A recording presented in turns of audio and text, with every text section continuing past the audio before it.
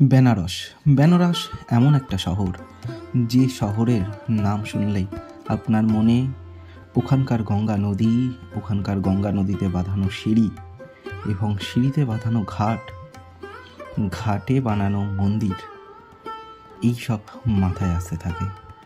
আর ঠিক তার ঘাটের সামনে বসে থাকা মাথায় তিলক লাগানো সাধু এবং রাত্রের গঙ্গা আরতি সব যেন একটা অন্যরকম অনুভূতি সৃষ্টি করে। স্বয়ং মা গঙ্গা যেন অধীর আগ্রহে বসে থাকে। তবে এই পৌরাণিক শহরকে আমরা ভালোবেসে কখনো কাশী, কখনো বেনারস, কখনো বা বারাণসী বলে থাকি।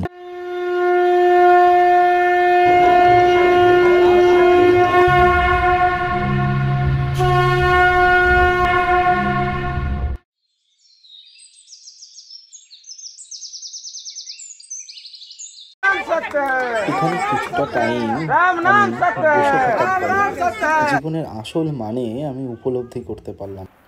তো নতুন একটা ভিডিওতে তোমাদের সবাইকে জানাই স্বাগত। তো সকাল সকাল আমিও বেরিয়ে পড়লাম এখানকার সকালের পরিবেশ এবং কাশী বিশ্বনাথ মন্দিরের যে ভিতরটা কেমন হয় তার দর্শনের উদ্দেশ্যে। তো ফার্স্ট টাইম একটা চা খেয়ে দিনের শুরুটা করলাম। করার পরে রাস্তা দিয়ে আস্তে আস্তে দেখতে পেলাম নানা ধরনের মানুষ এখানে তাদের জীবিকা নির্বাহ করছে।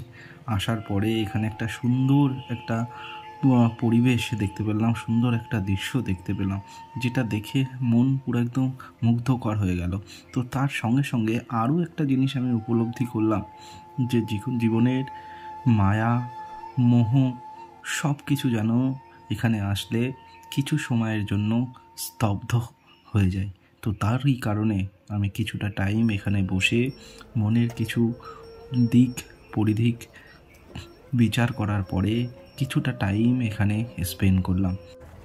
বর্তমানে আমি দাঁড়িয়ে রয়েছি হচ্ছে মণিকর্ণিকা ঘাটের সামনে, একদম সামনে, তোমরা দেখতেই পাচ্ছ।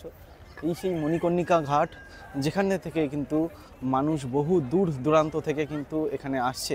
এমনকি বিদেশিরাও কিন্তু এই ঘাট দেখার জন্য এখানে আসছে। এখানে এমন একটা ঘাট যেখানে নাকি চিতার আগুন কোনো সময় নেবে না। এমনকি এই কাজের সঙ্গে যুক্ত যেসব মানুষ, তারা কিন্তু সব সময়ের জন্য কিন্তু এই মণিকর্ণিকা ঘাটের কোনো বিরাম নেই। যদিও এটা খুব একটা ভালো জিনিস, মানে আমার কাছে ভালো লাগছে না, তবুও তোমাদেরকে জানাচ্ছি। আর এই সেই জায়গা, যে জায়গায় কিন্তু স্বয়ং মহাদেব, যে পুরাণ মতে জানা যায় যে যখন হচ্ছে সতী দেহত্যাগ করে, সেই সতীর দেহত্যাগের পরে সারা ব্রহ্মাণ্ড মহাদেব কিন্তু তার দেহকে নিয়ে পুরো ঘুরে বেড়ায়। তখন সেই বিষ্ণুদেব তার যে সুদর্শন চক্র ছিল, সেই চক্র দিয়ে সতীর দেহকে 51টি ভাগে ভাগ করে এবং সেই 51 ভাগ কিন্তু আমাদের ভারতবর্ষের নানা জায়গায় ছড়িয়ে পড়ে। তো তখন মহাদেব এই ঘাট থেকে, এই সেই ঘাট, যে মণিকর্ণিকা ঘাট থেকে স্নান করে আর এখন নবনির্মিত যে কাশী বিশ্বনাথ টেম্পল, সেই জায়গায় কিন্তু সেই মন্দিরেকে গিয়ে তিনি প্রবেশ করে। এই সেই জায়গা যেখানে স্বয়ং মহাদেব গিয়ে বসেন। এইটা দেখতে পাচ্ছ, এটা হচ্ছে মেন করিডোর, কাশী বিশ্বনাথের করিডোর। আর করিডোরের ভিতরে ঢুকে ঠিক এরকম লাগছে।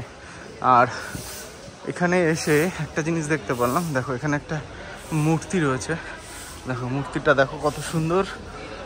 আর বিশ্বনাথের এটা হচ্ছে করিডোর, নবনির্মিত যে করিডোরটা হয়েছে, মানে আমাদের স্বয়ং প্রধানমন্ত্রী যিনি এই জিনিসটা করেছেন, তো সেই করিডোরটাই একদম নতুন করে সাজানো হয়েছে। তো সেটাই হচ্ছে এটা। তো চলো ভিতরে। এই যে দেখতে পাচ্ছ, এটা হচ্ছে মেন করিডোরের যে গেট, মানে আমরা এই পিছন দিক থেকে ঢুকলাম, ঢুকে এই সাইড দিয়ে হচ্ছে এন্ট্রি হলো, আর ঠিক এই সাইড দিয়ে এক্সিট হয়ে যাবে। আর এই পিছনে হচ্ছে মেন মন্দির, মন্দিরের পাশে মানে সামনে এই পর্যন্ত তোমাদেরকে মোবাইল অ্যালাউ করবে, ইভেন হচ্ছে পার্স, মোবাইল, ওয়ালেট এবং ব্যাগ অ্যালাউ করবে না। তাছাড়া মাইক আর স্মার্ট ওয়াচ এই পর্যন্ত কিন্তু অ্যালাউ করবে না। শুধু মোবাইলটা এই পর্যন্ত ফটো তোলার জন্য হয়তো অ্যালাউ করছে, মোবাইল আর ক্যামেরা। আর একটা জিনিস তোমাদেরকে দেখাই, যে এইখানে কিন্তু পুরো টয়লেট, এখানেও কিন্তু লকার রয়েছে, যে লকার সরকারি লকার, এই লকারে তোমরা হচ্ছে মোবাইল টোবাইল জমা করে দেন কিন্তু ভিতরে কিন্তু প্রবেশ করতে পারবে, যে মেন মন্দিরের ভিতরে। এখান থেকেই হচ্ছে ভিতরে ঢুকে তারপরে করতে পারবে। এটা হচ্ছে 4 নম্বর। আরেকটা জিনিস তোমাদেরকে বলি, যে যারা নর্মাল লাইনে পুজো দিতে চাও তারা তো নর্মাল লাইনে পুজো দিতে, সেটা একদমই ফ্রি। এছাড়া তোমাদেরকে তোমরা যদি আলাদাভাবে ভিআইপি লাইনে মানে পুজো দিতে চাও, ভিআইপি লাইনের জন্য কিন্তু 450 টাকা পার হেড মাথা পিছু দিয়ে তারপরে কিন্তু তোমরা ভিতরে ঢুকতে পারো। ভিতরে ঢুকে কিন্তু দর্শন করতে পারো বা পুজো দিতে পারো। তাদেরকে দেখায়, তোমরা পজ করে এখান থেকে দেখে নিতে পারো যে মন্দিরের ভিতরে যদি ফ্রিতে ঢোকো সেটা শুধু দর্শনের জন্য, সেটা আলাদা। এছাড়া যেসব রেটগুলো দেওয়া রয়েছে এই রেট অনুযায়ী কিন্তু তোমরা মানে পুজো ভিতরে দিতে পারো। দেখো এখানেও একটা মূর্তি টাইপের রয়েছে, মন্দির টাইপের রয়েছে। আর এটা হচ্ছে পুরো যে মন্দিরের ভিতরটা, তার হচ্ছে ম্যাপটা, যে কোন পয়েন্টে কি আছে, ঠিক আছে। এখানে একটা মন্দির রয়েছে, আর মন্দিরের ভারত মাতার যে মূর্তি, সেই মূর্তি রয়েছে। দেখো এই জায়গাটায়, এই করিডোরের মধ্যে কিন্তু মোবাইল অ্যালাউ আছে। আর এইখানে ফুড কোর্টগুলো রয়েছে। আর মেন যে মন্দির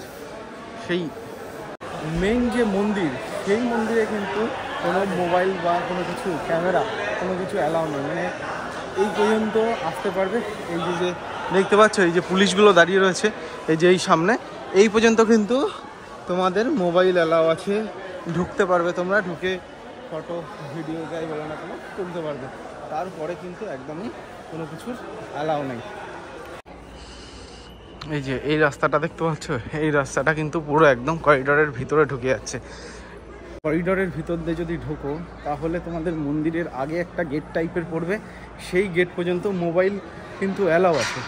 বাট যদি কেউ স্মার্ট ওয়াচ বা হচ্ছে মাইক, মানে অনেকে এখন ব্লগার তো মাইক ফাইক যদি নিয়ে আসো, সেগুলো কিন্তু একদম অ্যালাউ করবে না। মোবাইল কিন্তু সির্ফ অ্যালাউ করবে।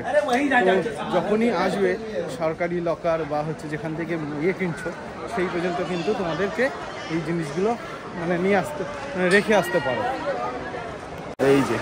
এই যে দেখতে পাচ্ছ, এই জায়গাটাই ওই হচ্ছে মন্দিরটা, এটাই হচ্ছে কিন্তু মেন বাবার মন্দির। দেখো তোমাদেরকে এখান থেকে দেখাই। কাশী বিশ্বনাথ মন্দিরের ভিতরে ভালোভাবে দর্শন করলাম এবং পুজোও দিলাম। পুজো দেওয়ার পর কিন্তু আমরা বাইরে বেরিয়ে হচ্ছে তোমাদেরকে যতটা সম্ভব হয় ততটা ঘুরে দেখানোর পরে কিন্তু চলে এলাম একটা লস্যির দোকানে। তো এই বেনারসে এসে কোনো কারণে যদি লস্যি না খাওয়া হয় তাহলে কিন্তু যে বেনারসে আসার আসল মুহূর্ত সেটাই কিন্তু হবে না। এবং এখানকার বেনারস লস্যি এবং বেনারস পান কিন্তু ভীষণই ফেমাস। তো সেরকম একটা জায়গায় দাঁড়িয়ে আমরা লস্যি ট্রাই করার পর এবার কিন্তু আমরা যাব হচ্ছে আমাদের রুমের উদ্দেশ্যে।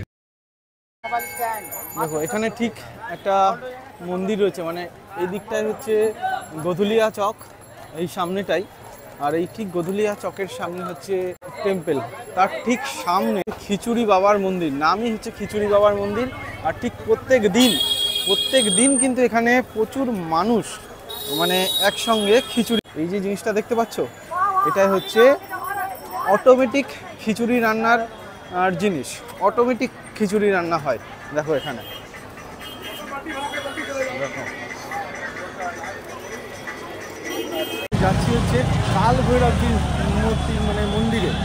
তো কাল ভৈরব মন্দিরে আমরা হচ্ছে কাশী বিশ্বনাথ টেম্পল আগের দিন মানে আগামীকাল হচ্ছে দর্শন করেছি।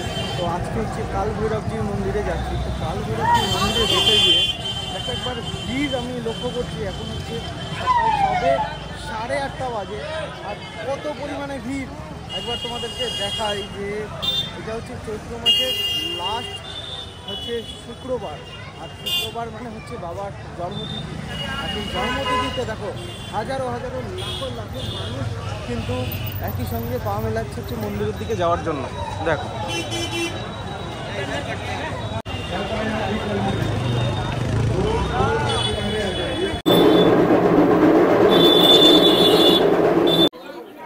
এটা তোমরা দেখতে পাচ্ছ, এটা হচ্ছে কাল ভৈরব মন্দিরের ঢোকার পিছনের গেট। অ্যাকচুয়ালি সামনের দিকতেও ঢোকা যায়। তো আমরা সাইডের গেট দিয়ে ঢুকেছি। ঢুকে তারপরে কিন্তু এখানে এসেছি। তো তোমাদেরকে একটা কথা বলে রাখি, যারা হচ্ছে কাশী এসছে মানে বারাণসীতে এসছে, বারাণসীতে এসে যদি বিশ্বনাথ তের দর্শন করো, তো তার সঙ্গে কাল ভৈরবের যদি দর্শন না করো, তাহলে যেন কোথাও একটা অসম্পূর্ণ থেকে যাবে হচ্ছে মানে বিশ্বনাথ দর্শনের মুহূর্তটা। তো তোমরা যারা বিশ্বনাথ দর্শন করবে তারা কিন্তু অবশ্যই কাল ভৈরবের মন্দিরের দর্শন করে তারপরেই কিন্তু যাবে।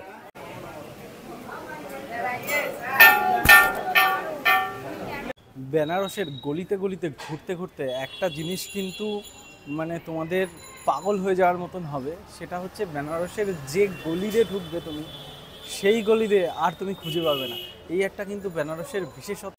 আমি একটা গলি দিয়ে ঢুকলাম, ঢুকে যখন বেরোচ্ছি, গলি আর সেম একই রকম টাইপের গলি আর একই টাইপের সব ডিজাইন করা রয়েছে। তুমি কোন গলি দিয়ে ঢুকবে বুঝতে পারবে না। তো যখন গলি দিয়ে ঢুকছো কোনো গলি দিয়ে, অবশ্যই মার্ক করে করে ঢুকো, না হলে কিন্তু যারা নতুন এসছো তারা কিন্তু অবশ্যই হারিয়ে যাবে কিন্তু এই গলির ভিতরে।